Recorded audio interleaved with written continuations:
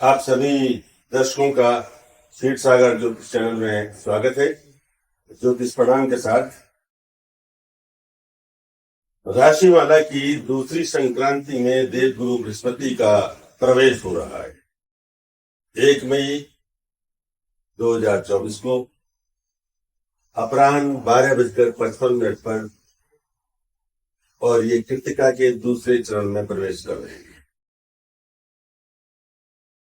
देवगुरु बृहस्पति शुभ ग्रहों में आते हैं और ये सर्वत्र शुभता होगी, यह आवश्यक है। एक तो यह स्मरण रखें कि हमारे यहाँ राशियों के लिंग निर्धारित किए गए हैं, जिसमें मेष पुल्लिंग है और वृषभ स्त्रीलिंग है। देवगुरु बृहस्पति पुल्लिंग में आते हैं, सूर्य मंगल और बृहस्पति पुल्लिंग में आते हैं, शुक्र चंद्रमा स्त्रीलिंग में आते हैं, बुध और शनि का अलग तीसरा जेंडर है। अब यदि कोई पुल्लिंग स्त्रीलिंग के पास जाता है तो उसकी थोड़ी क्षमता, उसकी योग्यता, उसकी शक्तियां कम हो जाती हैं, ये ध्यान रखना चाहिए। तो यहां से शुरू करता हूं आज की वार्ता। अब आप देखें कि यदि वृष में बृहस्पति जा रहे हैं तो किसको यश मिलेगा, किसको नहीं मिलेगा, किसको धन मिलेगा, किसको बाधा के साथ मिलेगा, किसके साथ क्या घटनाएं घटेंगी, योग सुयोग और कुयोग की हम बात। ये दूसरी राशि है वृषभ। ध्यान से सुनिए कि मेष और वृष राशि में 6 षटकोण आता है, बाकी किसी में नहीं आता है। अर्थात 6 ऐश्वर्य जहां मेष के पास है वह आदित्य है, तो वृष के पास भी 6 है, यह द्वैत रहने आती है। अब ये क्रम राशि मालाओं का हो जाता है, राशियों का हो जाता है, जिन्हें हम संक्रांति भी कहते हैं। और यहां देवगुरु बृहस्पति विराजमान है। कृत्तिका का दूसरा चरण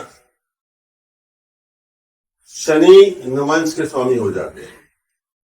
ठीक 12:55 पर सिंह लगन शुरू होती है और शून्य अंश पर बृहस्पति है और शून्य अंश पर ही लग्न है सिंह लगन के नवांशपति हो जाते हैं पहले के मंगल, और यहां पर है शनि।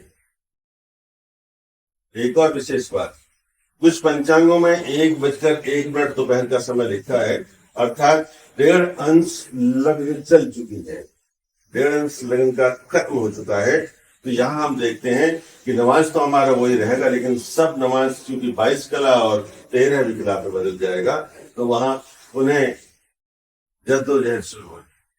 तो हम ये देखना चाहते हैं कि बृहस्पति, बहुत वीडियो आपने देखी है। अब आप देखिए कि मेष राशि से दूसरी है ऋषि युगीन जो ज्योतिष है, महर्षि पराशर को आदिकाल से वर्तमान तक और आगे भविष्य तक, अनंत काल तक जो इसका प्राण बिंदु माना गया है। यहां से दूसरी है तो इस लगन के लिए, मेष राशि के लिए बाधक हो जाती है, जिसको छोड़ करके अब यह आए। अर्थात मेष राशि वालों के लिए धन में बाधाएं आएंगी, संतान के लिए कष्ट होगा, उनकी शिक्षा में, उनकी परसेंटेज में, उनकी जॉब में, उनका फ्यूचर कंसोलिडेट करने के लिए परेशानी आएंगी, और वो मेष राशि वालों को देखना होगा। अभी मैं एक निवेदन आपसे कर दूं कि अभी जब मेष में थे ये, और मेष के जब अंतिम चरण में थे, अर्थात तीसरे देश काल में, तो वहां पर सिंह राशि वालों को, तुला राशि वालों को आपत्तिजनक घटनाओं का सामना करना पड़ा होगा, जो उनके लिए इतिहास भी बन सकती हैं और भूगोल भी बन सकती है। अच्छे भी और खराब दोनों चीजें आई हैं, उन्होंने देखा हुआ। मेष राशि को भी ऐसा ही हुआ कि जिस जगह बृहस्पति होते हैं वहां पर ये कम ध्यान देते हैं। भारी ग्रह है, हमारी पृथ्वी का जितना आयतन है, जितना भार है, इस तरह की 1300 पृथ्वी अकेले बृहस्पति में समा सकते हैं। अब आप सोच लिए कि बृहस्पति कहाँ है और हम कहाँ, 1300 गुना कम है हमारी पृथ्वी। तो यहां से पंचम भाव पर इनकी सीधी दृष्टि जाती है, सप्तम पर सीधी दृष्टि जाती है, और नवम पर सीधी दृष्टि जाती है। पंचम भाव में एक तो सुंदर बात यह है, यही भारत की स्वतंत्र भारत की लग्न है 15 अगस्त 1947 की, और वहां बृहस्पति शुभ भाव में नहीं थे। आज हम देखते हैं कि अष्टम भाव का स्वामी लग्न में बैठा हुआ है, स्थिति में विशेष अंतर नहीं। लेकिन वृष राशि को जहां कम लाभ होगा, मिथुन राशि को अधिक लाभ होगा, क्योंकि उससे केंद्र में आ गई उसकी ये राशि। और यहाँ मिथुन राशि से पंचम की बात करेंगे, जिसकी राशि में आप आए हैं, तो संतान को मिथुन राशि को लाभ होगा, उनको धन भी लाभ होगा, उनको सम्मान भी होगा। अगर कोई केस मुकदमे चल रहे हैं, वाद विवाद चल रहा है, तो उसमें भी उनको लाभ होगा। ये निर्वाद सत्य है। वृश्चिक राशि वालों को भी लाभ होगा, इसमें आपत्ति नहीं है। गृहस्थ जीवन ठीक होगा, लेकिन यदि यह पुरलिंग यहां पर आता है तब बात और होती है, लेकिन दोनों स्त्री लिंग है, इसलिए सामान्यतः शुभ होगा। यहां पर मकर राशि है, ये वापस सम राशि है, और ये भी स्त्रीलिंग में आती है।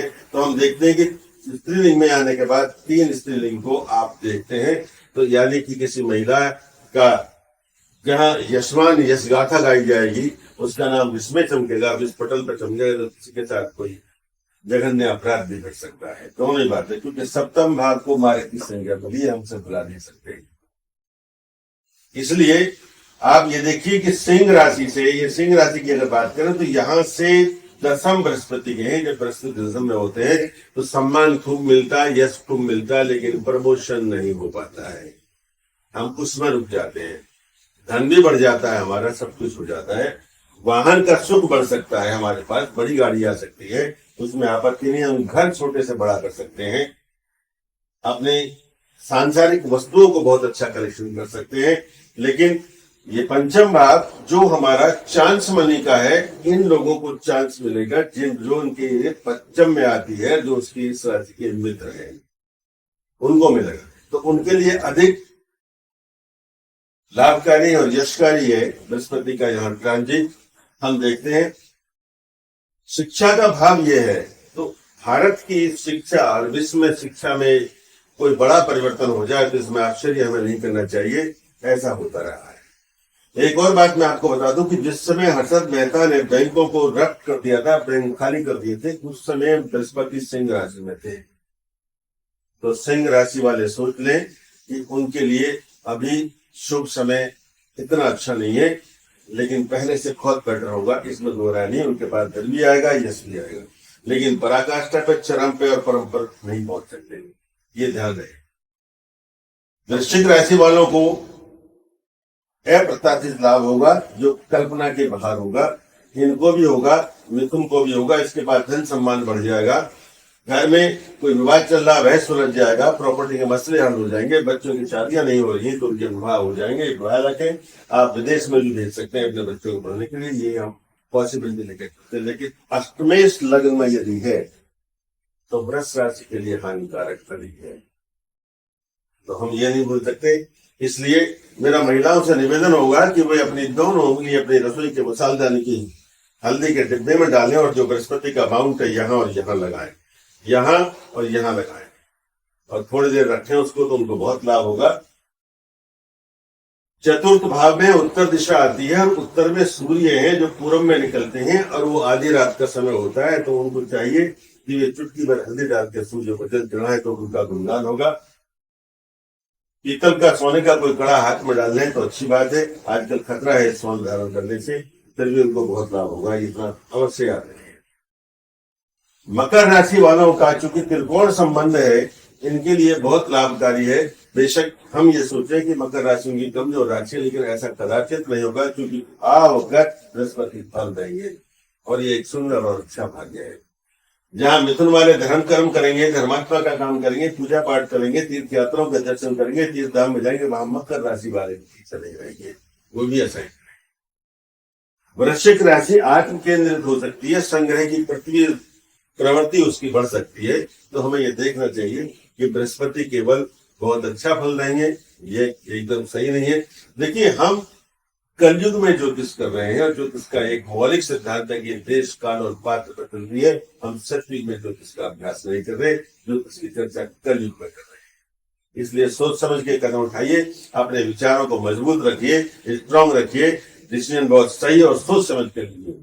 वृष राशि के लिए मैं इतना कहना चाहूंगा कि जब बृहस्पति लग्न में होते हैं,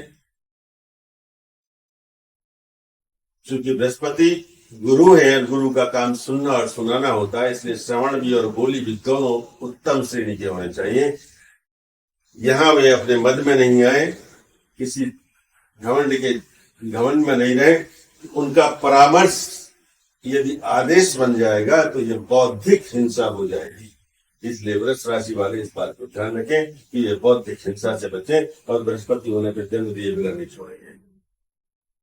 ये बृहस्पति के दोनों पहलू हैं, क्योंकि वो लाभ स्थान के मालिक है, वहां से त्रिखड़ाए में गए। ये ध्यान रखें, ये त्रिखड़ाए भाव है, लाभ के मालिक है और इसके कारक भी हैं। तो वे धन तो देंगे, लेकिन आप धन का अपव्यय कर सकते हैं, ये ध्यान हमें रखना पड़ेगा। इसलिए जहां शिक्षा की हम बात करें तो धर्म कर्म की किताबें आप पढ़ें, मंदिरों के दर्शन करते रहें, तीर्थ यात्राओं पर जाएं, गंगा स्नान करें, गायत्री का ध्यान करें, गायत्री का जप करें, जो भी करें वो अच्छे काम करें, तो बृहस्पति आपके लिए बहुत अच्छा फल देंगे, अन्यथा नहीं देंगे। जहां धन जब अधिक आता है, छठे भाव में से हम कर्ज देखते हैं, दुनिया में किसी भी प्रकार का ऋण छठे भाव से देखते हैं, तो तुला राशि वालों को थोड़ा समझ कर लेना पड़ेगा, लेकिन वे जीत सकते हैं, क्योंकि यहाँ का स्वामी नहीं है बृहस्पति, शुक्र है। और शुक्र आजकल यहां से मेष में आ रहे हैं। आप ये देखिए कि बृहस्पति से तीसरे भाव में कर्क राशि आती है। इन दोनों भावों का पराक्रम और लाभ का संबंध है, तो कर्क राशि के लिए शुभ समय शुरू हो जाता है, क्योंकि जहां इस भाव का ये पराक्रम है वहां दोनों ही स्त्री लिंग में है, और जहां इस भाव का ये लाभ स्थान हो जाता है, तो इनको लाभ हो जाता है। भाइयों में बहनों में प्रेम प्यार बढ़ जाएगा, पराक्रम बढ़ जाएगा, अच्छे काम करेंगे और उसमें इनकी यश गाथा गाई जाएगी। इसके ठीक सामने हम देखते हैं, इनसे ठीक त्रिकोण में आती है मीन राशि। तो मीन राशि का भी सेम वही संबंध है, जो कि अच्छा है, लेकिन मेष राशि के लिए ठीक नहीं, क्योंकि मेष राशि 12वीं हो जाती है, अपव्यय भी होगा, धन की हानि भी होगी और आपको ऋण भी लेना पड़ सकता है, रोगी भी आप हो सकते हैं। यहां से ये पंचम भाव मेष राशि के लिए वक्ष स्थल है, आपको निमोनिया हो सकता है, हार्ट की कोई प्रॉब्लम हो सकती है, फेफड़ों की कोई प्रॉब्लम हो सकती है, पैनक्रियाज हो सकती है, लीवर के लिए परेशानी हो सकती है। तो हमें खान पान पर ध्यान देना चाहिए, शुद्ध जल पिए और बृहस्पति के लिए जप करते हैं। सर्वोत्तम उपाय बृहस्पति के लिए विष्णु सहस्त्र नाम का जप। दसम भाव से चौथी पड़ती है यह राशि कुंभ से, इसलिए 50% इनको अच्छा रिजल्ट मिलेगा और 50% को नहीं मिलेगा, क्योंकि चौथा भाव कोई भी है। इसके लिए बृहस्पति के लिए पीले पदार्थों का दान करें, उनकी होरा में करें, उनके नक्षत्र में करें, वीरवार को जब भी नक्षत्रों तक करें और विष्णु सहस्त्रनाम का पाठ करें, तो उनकी बल्ले बल्ले हो जाएगी। इसको दोहरा नहीं, क्योंकि वेद ये कहता है स्तुति कश्चन है तुष्टे, स्तुति से कौन सा देवता है जो प्रसन्न नहीं हो सकता या जिससे हम दे नहीं सकते, क्योंकि हमारे पास एकमात्र यही साधन है कि स्तुति करें, प्रार्थना करें, प्रेयर करें, भजन करें, जप करें, प्रणाम करें, बड़ों का आशीर्वाद लें, बड़े बूढ़ों का, साधु संतों का सम्मान करें, तो हमारे लिए बृहस्पति सुंदर से सुंदर, अच्छे से अच्छे होते चले जाएंगे, इसमें दो राय नहीं है। छठे भाग के लिए मैं बता चुका हूं, इनके लिए बता चुका हूं, आप ये जानते ही हैं। तो इसलिए बृहस्पति का जो गोचर है ये यहाँ पर इतना ही अच्छे, इतना मान लीजिए। अस्त हो जाएंगे, तो जब प्लेनेट अस्त होता है तो वह कोई फल देने के लायक नहीं रहता है। जैसे 60 मई को ये अस्त हो जाएंगे और ये आगे जून तक जाएंगे, 2 जून तक, तब तक ये कोई अच्छा फल नहीं दे पाते, ये ध्यान रहे। शुक्र अस्त चल रहे, तो आजकल शुक्र का अस्त होना ज्यादा अच्छा नहीं है, न लड़कियों के लिए है, न महिलाओं के लिए है, न धन के आवागमन के लिए है। जो ऐश्वर्य है संसार का, उसमें रुकावटें आती है, कम होकर चला जाता है। जो भी प्लेनेट अस्त होगा वह अपना पूरा फल नहीं दे पाता, इतना ध्यान रखिए। श्री हरि।